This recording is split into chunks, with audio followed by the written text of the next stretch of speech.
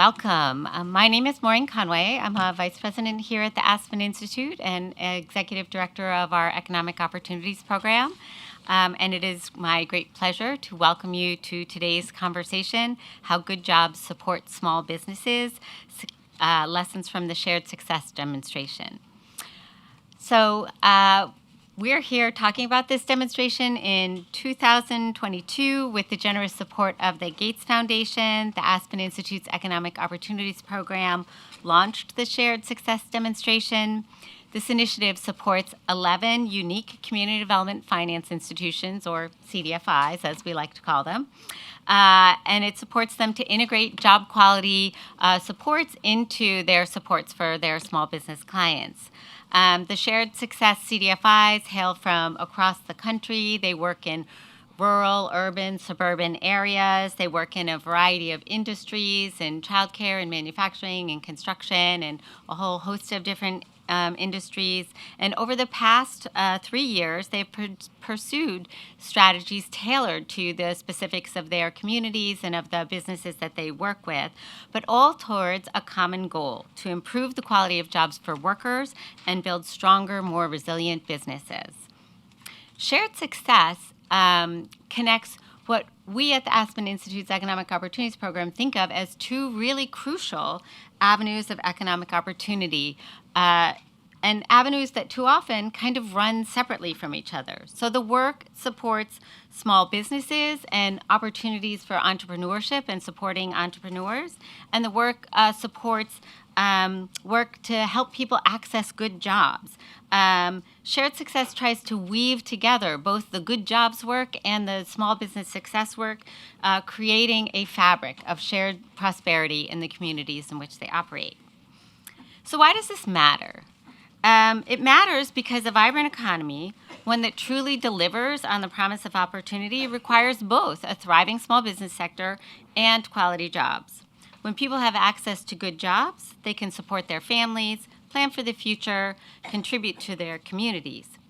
And when small businesses can attract and retain skilled, motivated workers, they're better positioned to innovate, grow, and serve as engines of local opportunity. Now, we recognize that not everybody has the same idea. You know, most people have had jobs. Most people have an idea of, like, what's a good job. But also, we kind of know, like, what I think is a good job, like, and what somebody else thinks is a good job might not exactly match up. So at the Economic Opportunities Program, we spend a lot of time thinking about, so what is a good job? We've done a lot of research on this. We've done a lot of focus groups with businesses. We've talked to business owners as well. And, you know, sort of three things always seem to sort of come up as components of a good job. So one is a concept of economic stability. So a good job should provide kind of the wages and benefits and things people need to meet their daily needs, right? So it should help people have a basic sense of economic stability in their lives. It should provide some kind of opportunity. So this could be opportunity to learn new skills and grow. This could be opportunity to advance in a particular career path, or it could just be the opportunity to build wealth and sort of a nest egg that allows you the ability to plan for your future. And then the third thing is sort of one it's a little bit more intangible, but it's no less important, which is this idea of respect. The idea that your work is valued, that you are treated fairly and with due consideration, that you have the ability to express, you know, your views on how work should be done, and those views will be respected and taken into account. So those are the three things that come up in different forms and in different ways. People might emphasize different aspects of it. And I'll just say as a side note, and it may come up in our conversation today, when we encourage organizations to think about how they look to advance job quality, we encourage them to think about what are the aspects of job quality that are meaningful for the work that they do, and really to kind of build a definition that helps them guide their work. So all of that is to say that's how we think of what is a good job, and I think that encompasses a lot of things. But you may have other aspects that you think should be front and center, and that's great. Like, many definitions can be okay. In this case, The other thing I wanted to mention about these three things, this, economic stability, opportunity, and respect, they're not luxuries, right? Like these are kind of, the basics. These are sort of the cornerstone of the American dream, right? If we're in a country that respects work and, hard work is supposed to get your reward, then these are the kinds of things we need to see in work and in workplaces. Yet far too many people in our country lack these things. And I often say we're facing a job quality crisis.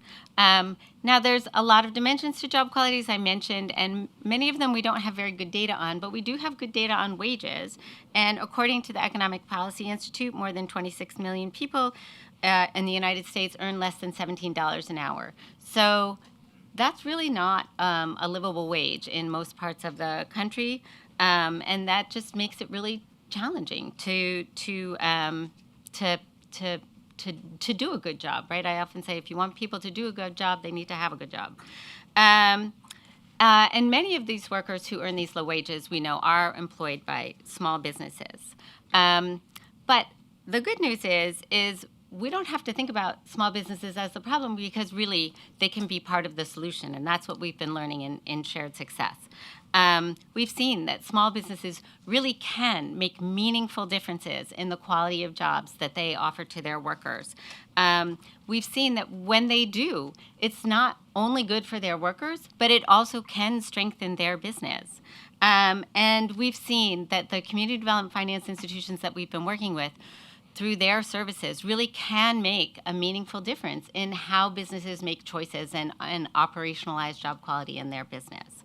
So today we're really excited to share what we've learned on this journey, what's worked, what's been challenging, and what's possible. And so we're just thrilled to have you all with us for this conversation. Before I launch into our next panel and everything, I will just note, so first of all, today's conversation is divided into two panels, and I'll welcome our first panel in just a minute.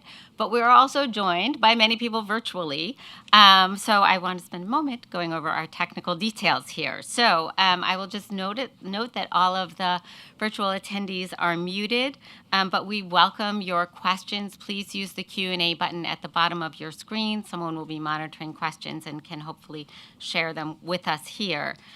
We also encourage you to share your perspective. I know many of you joining us online, as well as folks in the room, have experience with these issues.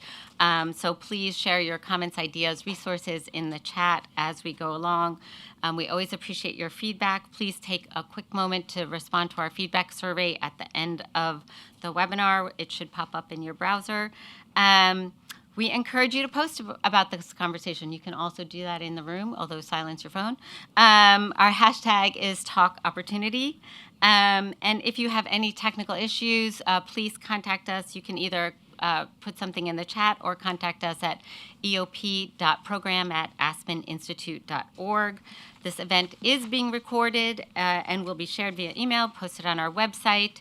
And closed captions are available for this discussion, so please click the CC button at the bottom of your screen to activate them if you would like.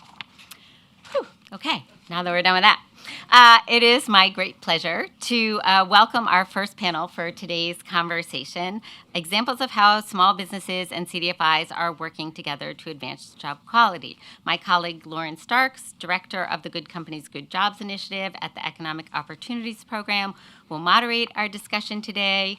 And joining Lauren is Eunice Straighthead, co-director at Oyate Studio, based on the Cheyenne River Reservation. Laura Owens, Chief of Staff at VChief and consultant for Four Bands Community Fund in South Dakota. Tristan Bredehoft, co-owner and founder of Cafe Rica in Battle Creek, Michigan. And Israel Flores, Director of Business Services at Northern Initiatives in Michigan. So Lauren, let me turn it over to you. Thanks so much, Maureen, and thank you to everyone joining us today. I echo that over the past 3 years, EOP has worked closely with our Shared Success cohort. We have learned so much about how CDFIs across America are integrating job quality support into their small business services with the goal of improving job quality for small business employees and building greater resilience.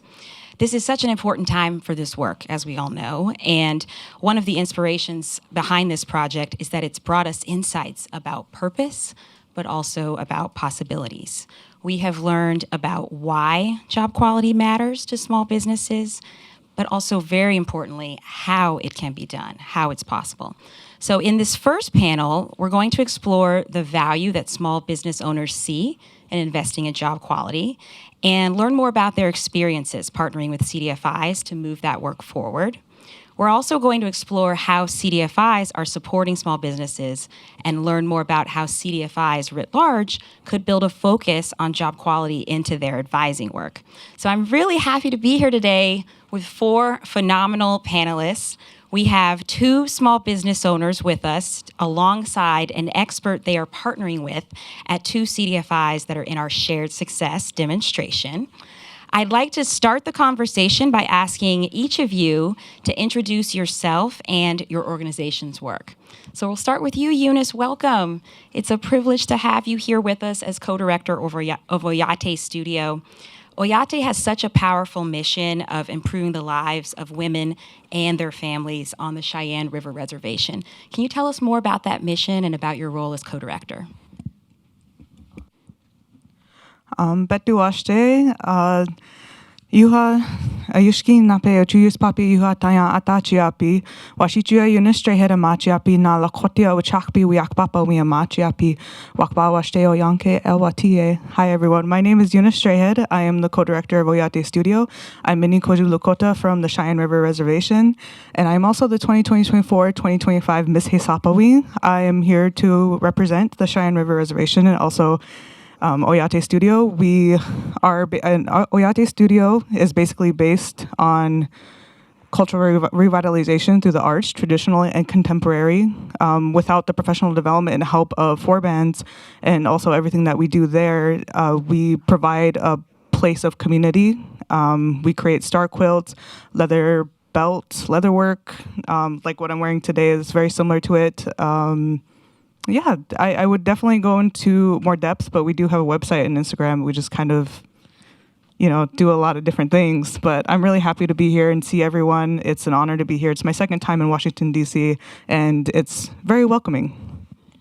Thank you so much, Eunice. Laura, welcome. Thanks for being with us. 4 Bands has been a participant in the Shared Success demonstration for 2 years. I know that you're not technically part of the 4 Band staff, but I understand that you've had a big role in their journey so far. I think it's really interesting how you're bringing a lens of nonprofit technical assistance, and also you've had a strong focus on building capacity in rural communities. Can you tell us about how you've been partnering with 4 Bands and Oyate? Sure. Hi, my name is Laura Owens, and I am an independent consultant who's worked mostly with nonprofits. I've partnered with 4 Bands for about 4 years now, and I've worked with the Oyate Studio for about 2 years now. So I have worked, 4 Bands is in a really rural community, and so the ability to provide technical assistance to a startup business that's just started can be a challenge. So I partner with them and partner with Eunice we've worked deeply around HR technical assistance, building organizational culture, and I'm really someone who they can tap into to help the Oyate Studio be the place that it is. So I'm thrilled to be here. Thank you for having me. Thank you. Hello, Tristan. Great to have you from Battle Creek, Michigan. Tristan, I know you have a background in the restaurant industry, and that has really shaped your journey. It's helped inform what you know you want to be as a business owner, and it's part of the story of how you started Cafe Rica with your brother Jackson.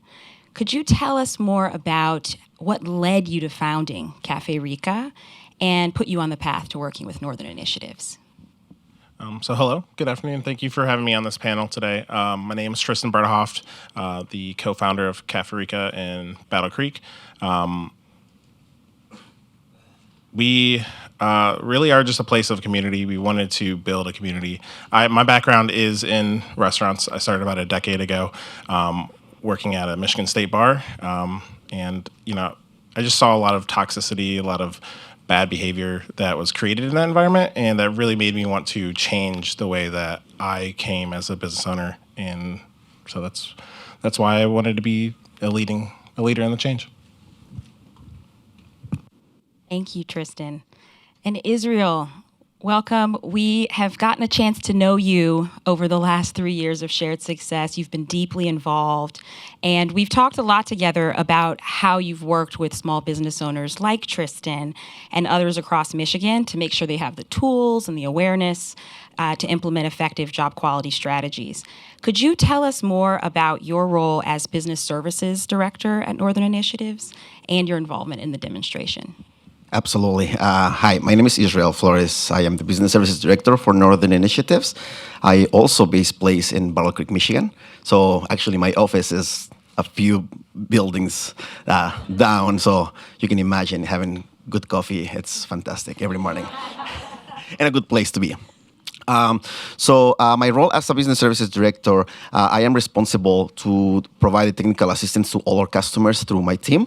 So we are, again, a community development financial institution. We provide technical assistance to all our customers. And being part of this shared success demonstration, it was actually fantastic to be part of this, not just because of the demonstration and the opportunities, but also be in a room full of people who we try to achieve the same goals. I think that was absolutely the greatest opportunity that we as an organization that we had, and we really appreciate that, of course. And again, being part of this success demonstration, it is really important for us to continue doing this work for the job quality. As many people, I think Marie was saying this earlier, right? What does a good job look to you? I can tell you, we can get a million different answers, and we're here to explore those answers and make sure that people are happy, and also they have a good quality of life later on, and provide this support for small businesses owners. That is the perfect transition, and we're really lucky to have such expertise here with us to help tell that story and really explain why making good jobs a priority is not only good for workers, but it's good for businesses and it's good for communities. So we're going to shift now to diving deeper. We're going to transition a bit to hearing about why small business owners and the CDFIs that are supporting them should care about job quality, and then double click on some of the strategies that CDFIs are using to support that work. So Eunice, I want to start with you and get some perspective on why job quality is so important to the mission of Oyate Studio, and also just hear how have you and Forbands been partnering to create quality jobs? Well, right now it's a lot of professional development.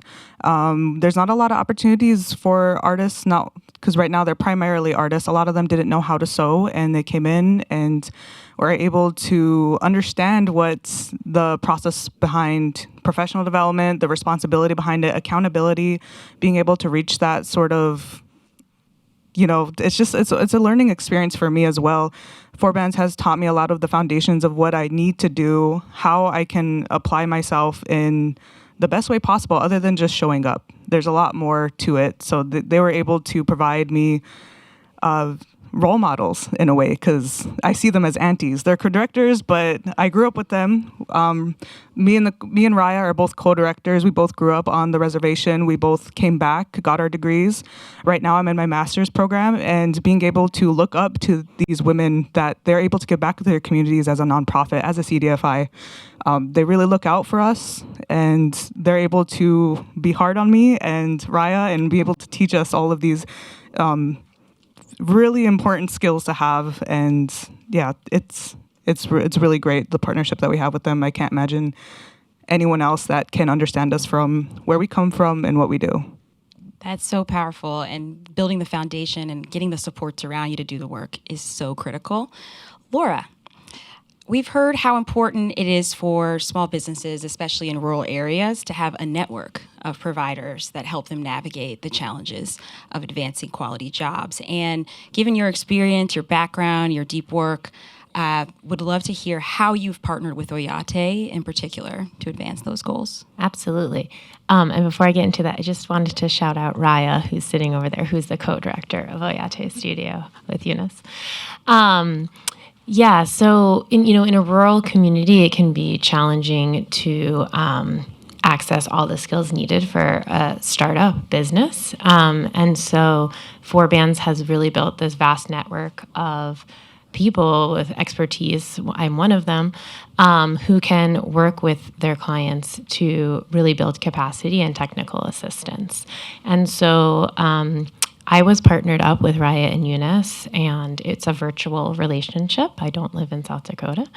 And it worked really well because, like Eunice just said, she and Raya are young, they're from the community, they came back to invest and build their community, and they have all of that amazing vision and knowledge, but they didn't have a lot of experience starting a business, building organizational culture, managing staff, putting into place, policies and procedures that make a small business more efficient and effective to run. And so that's really how we have partnered virtually every week. One other statistic I'll just say is that on the Cheyenne River, there's something called a dependency rating. So it means that it's kind of measuring the people in the community that are dependent on the people in the job force. So where the Oyate studio is located, it's a 92% dependency rating. And so that means that 92% of the population is dependent on the 8% of the workforce that's working.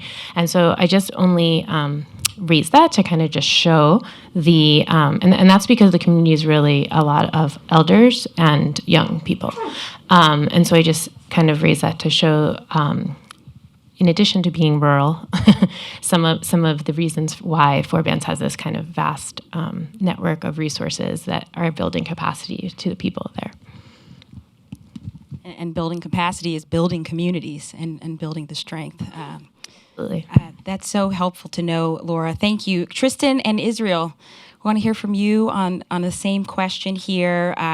Reasons that you believed it was important to focus on job quality. Tristan, as a small business owner, you shared your background in the restaurant industry. If you could share more, that would be great. Yeah, absolutely. So when I started in the restaurant industry 10 years ago, I was very, very green, zero experience at all. So I didn't know any of the norms that came with the restaurant industry. So when I jumped in, I started seeing things like, well, one, in Michigan, the tipped wage is $3. And so it really creates this financial scarcity for me, myself, when I was there. I was like, oh man, I need to get paid. I need to make money. I need to make rent. And, as a college student, that's a huge part of my life.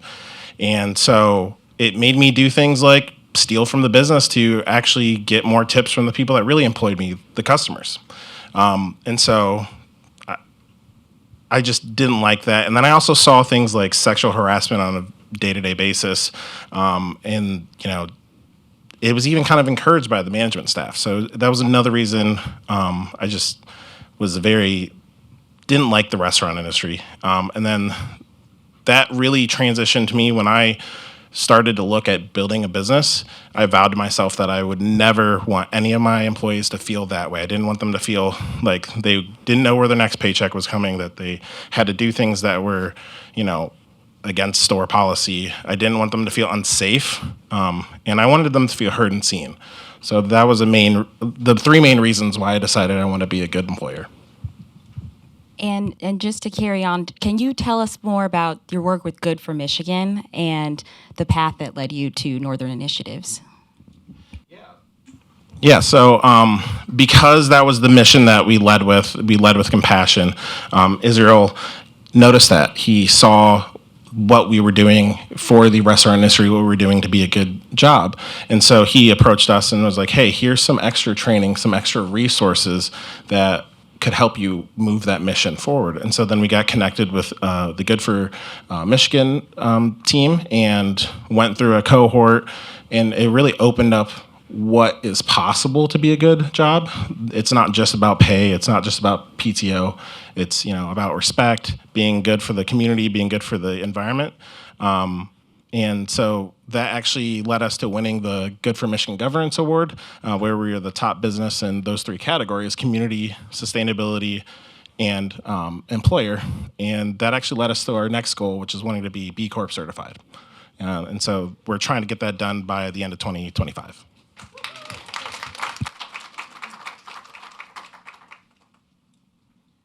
You all talk about it with such ease, but I think we all know that we're not in this work because it's easy, and we know there are challenges. It's not a straight line, and there are a lot of folks that you need to have around you to help you reach those next levels. And so hearing that journey, we know that wasn't easy, so that's fantastic.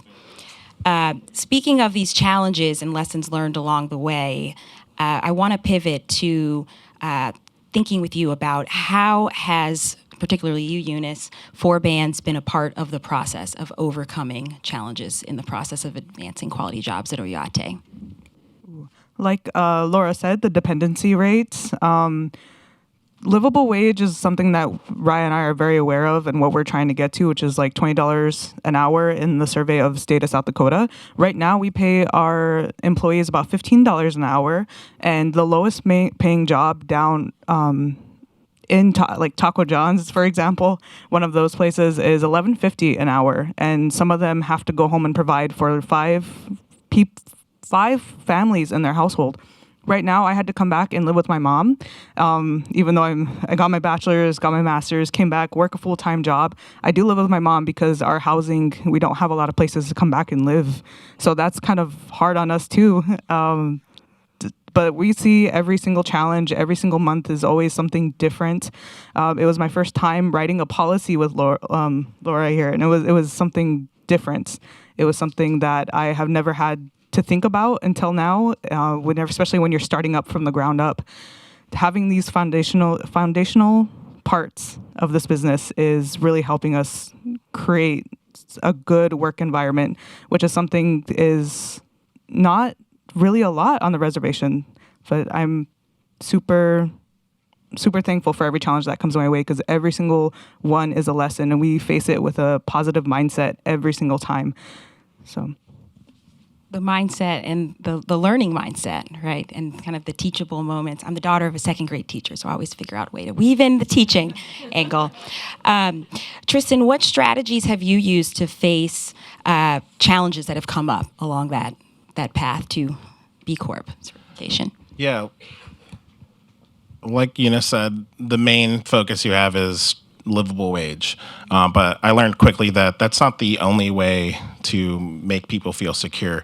So we used what we've learned from NI and Good for Michigan as a way to understand, flexible scheduling, understanding, really the employees want to be heard and seen. And so we changed the way that we manage. Is we're managing with let's talk to our team first instead of just doing a command and directive kind of way. So we really brought them into all those things, and it really has created a good environment for people to learn and grow and exceed. We've had art shows where our employees are the leading artists. We've had them, create new menu items. So we really just get them all involved so that we can get over those hurdles.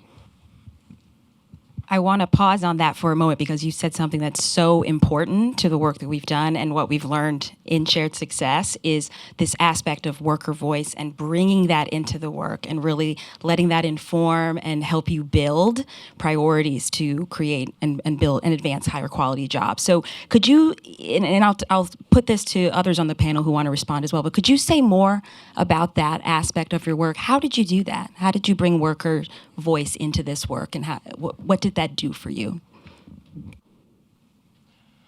So we just started by just having, non-formal talkings, like, hey, they're little huddles, we call them, like, hey, what's going on? What's working well? What's not? And just paying attention and hearing and just asking the question to start. That's how we started. And then, as we start building policies and core values, we really learn to bring them in. And so that, again, they have that voice. They have the way to move the business to a place that they also want to see it in. Sorry, I just want to quick say that I think he say a keyword policy. So you need to have those things in place, right? Even if you're in a restaurant, I think this or a small business. I think it's one of those things right now that because you are a small business, you don't think that you need an employee handbook, for example, that you don't need a job description. Absolutely not true, right? So you need to have those in place in order to make sure that everybody follows, the policy and the rules, and the place to become a really good, work environment, which is what they create. Last night we have this conversation with Tristan, right? That they have to have, like a really hard decision to have. They need to let somebody go for not following the policy. Again, this is the rules that that they implement, and that's job quality. It was hard. It's not an easy decision, but you have to follow those because it's what you want to create that environment for job quality for your employees. Just to kind of follow up on the flexibility part, there are moments where our employees can't really make it to work. State of South Dakota, we don't really have the luxury of driving, driving or walking just right to our work. Sometimes just to get across to get to the nearest Walmart is like 2 hours away. So our cars is a big part of us. Sometimes our employees cannot make it. So Raya and I take it out of our day, make sure we go pick them up. Whenever women are crafting traditionally in Lakota culture, is like we join as a group and we do it together. We share laughs, we share everything. So having that culture implemented in how these women are contributing to their community means a lot. So just graduation season, we were able to make 8 custom CEBs for our local high school where Raya and I graduated, and some of their students are graduating because they're all predominantly mothers. They're all mothers. Sometimes they're gone from work at times. They have to take off. So that's really hard, but we always make sure to accommodate to them because we understand the cultural significance of what comes to preparing a graduate, especially since it's such a small percentage of Indigenous graduates. So we just want to make sure that we're contributing to not only our generation, but the next generation. And I would just add one other thing. Oyate Studio means the people's studio. And I think that Eunice and Raya have done a really beautiful job at setting a vision for what that means. There's a manufacturing component to it where they're making star quilts. There's also a co-working artisan space that I think is really motivating to workers. So as Eunice said, 100% of the staff are women. They are mostly the primary breadwinners and caretakers of their families, and they've created a really motivating and safe, inclusive environment at Oyate Studio, and also built in a lot of Lakota traditional values, such as, I don't know, Eunice, if you want to say how you start off your day every day. I think this is actually pretty cool. But I think one of the reasons it's a high quality job and it's really impacting the community. It's known as, a place that has good jobs, but also a fun place for artists where you can come and create, try out whatever you're doing. But I'll just let Eunice say how they start their day, because this is kind of cool. Oh, yeah. Before we wait for everyone to come inside, and we smudge together. We smudge together to kind of cleanse ourselves, let go of everything that's outside of these walls.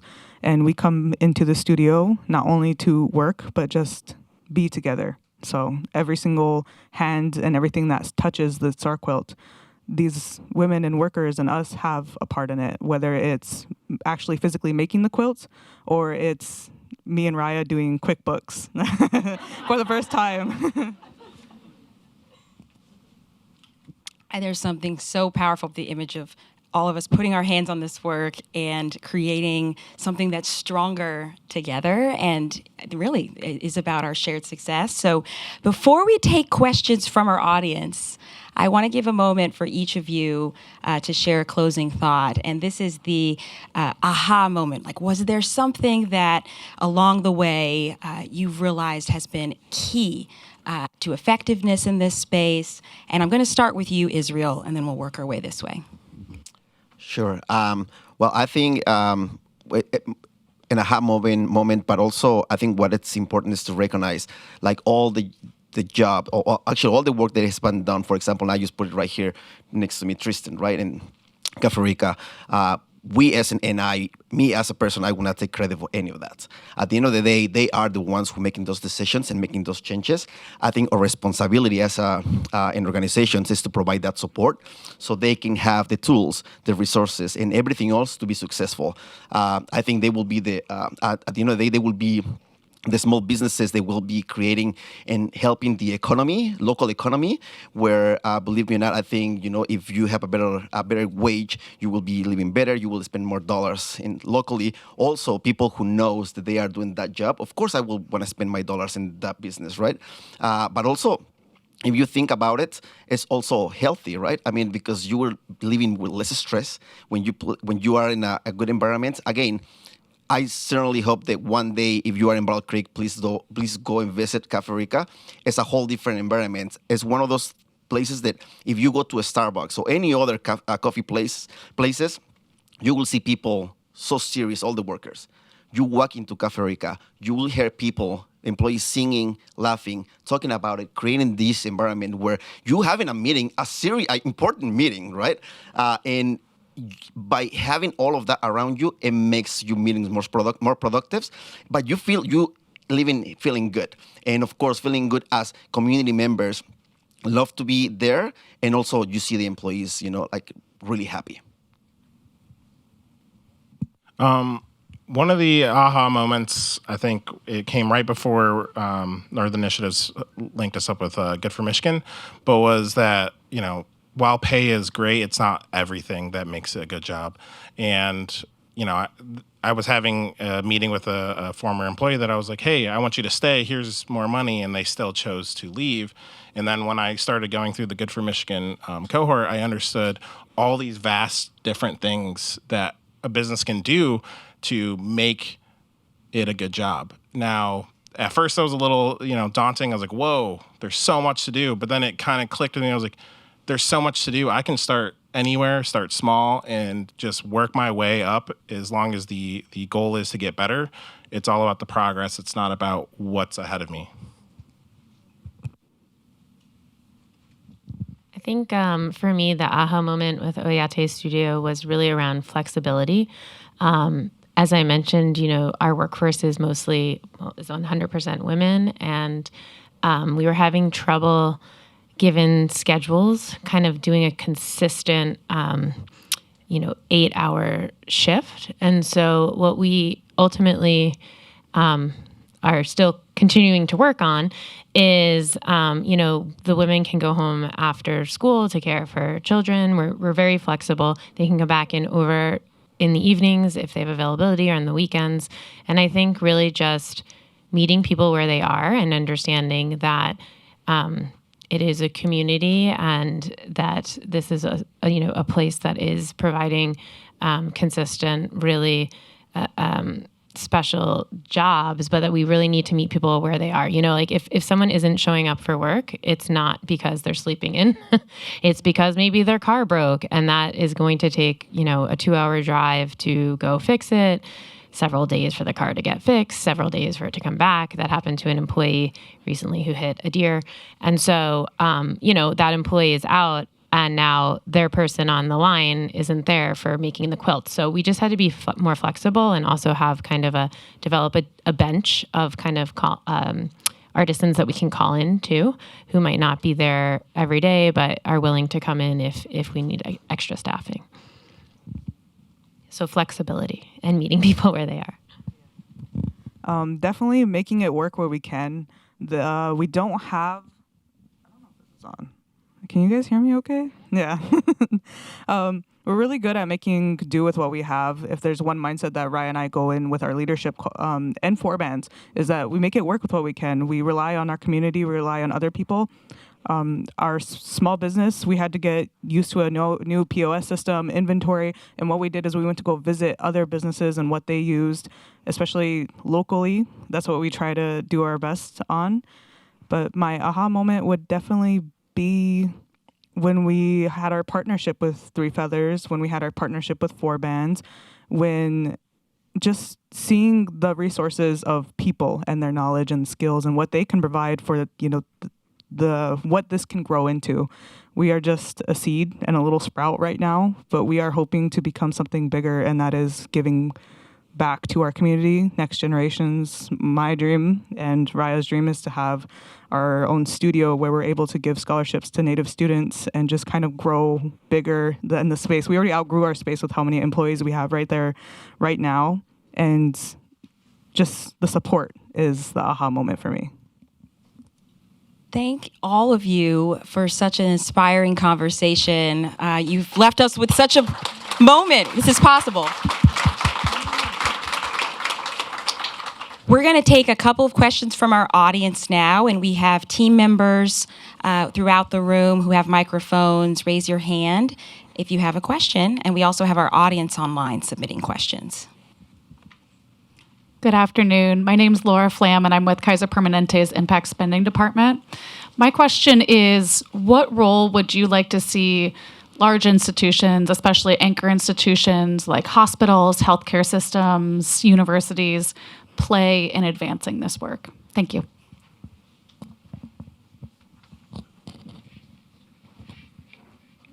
Well, I mean, again, so we are looking at this demonstration, how important is job quality. Of course, we would love for them to be part of that. Again, creating those opportunities of not just to creating better pay, as we were talking about, but also the environment. I think many places, though, you will see that it's going to be a toxic places. Again, we're talking about these small businesses, but for bigger organizations and companies, we would love to see that. Again, to be honest with you, I would love to see bigger corporations sharing their profit, having a living wage or better wages for their employees, because they don't need all those billions of dollars in their pockets. They can easily share those with all the people, and I'm telling you, we will be a better place.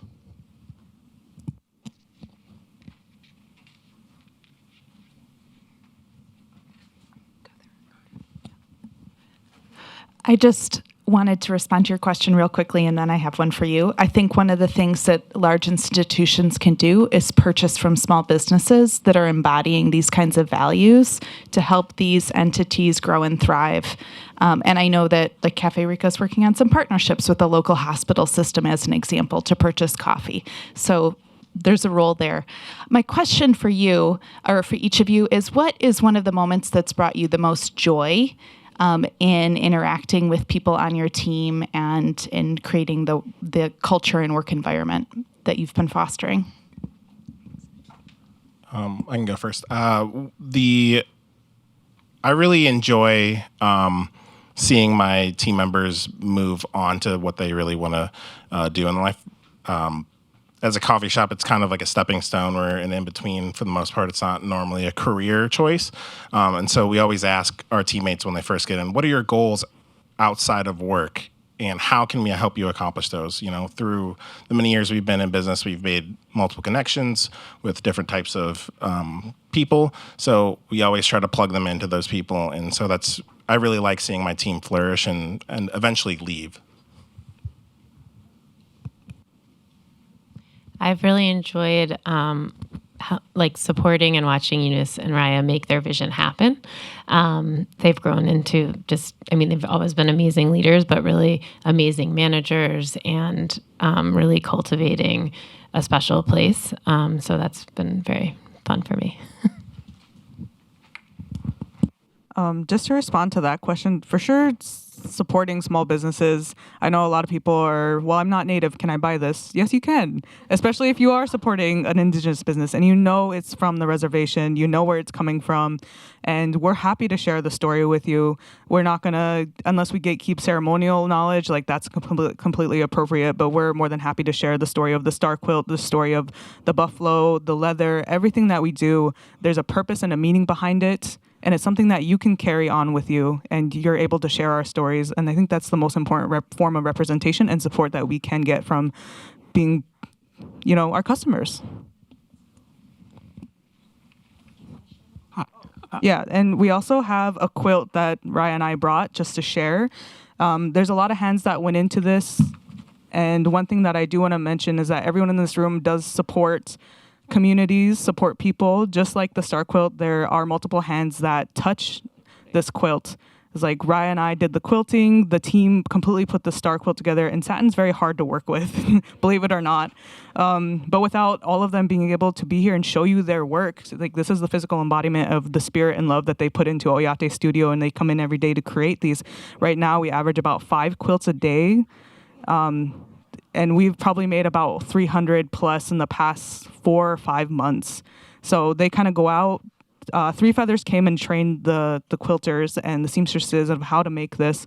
But just like businesses and resourcing and network and support, everyone has their hands in this star quilt. It's more than just an artifact. It's more than just what we do. It's everyone here that's able to support us. Like, that's the physical embodiment of our star quilts, and being able to elevate and bring awareness and support cultural and traditional revitalization within our people. This is the People Studio.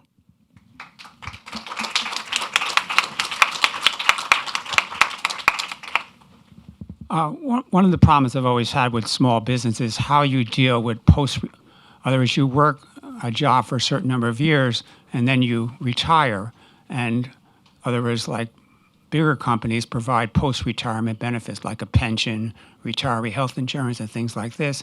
I often see small businesses really only using workers in the way you described your restaurant. You work here for a few years, you help the restaurant prosper, you make some money, and then you move on to something else.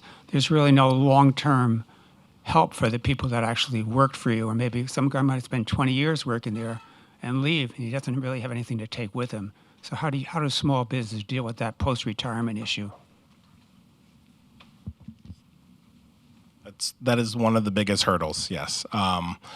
Now, I think the way that we can kind of counteract that is all these bigger corporations will charge you as much as they want. And I think small businesses just have to know what their worth is and start charging what the market is actually out there. For us, since we're close with, Israel's in our community, we see everybody so often, we get very personal with that connection. And so when we're thinking about our business and raising prices or just doing things that are better for the business to succeed and even survive, we end up getting, apprehensive about doing something that will help us bring in benefits for long term. So I think it's just starting with knowing your worth and charging that. We have time for one more question. Sorry, I think.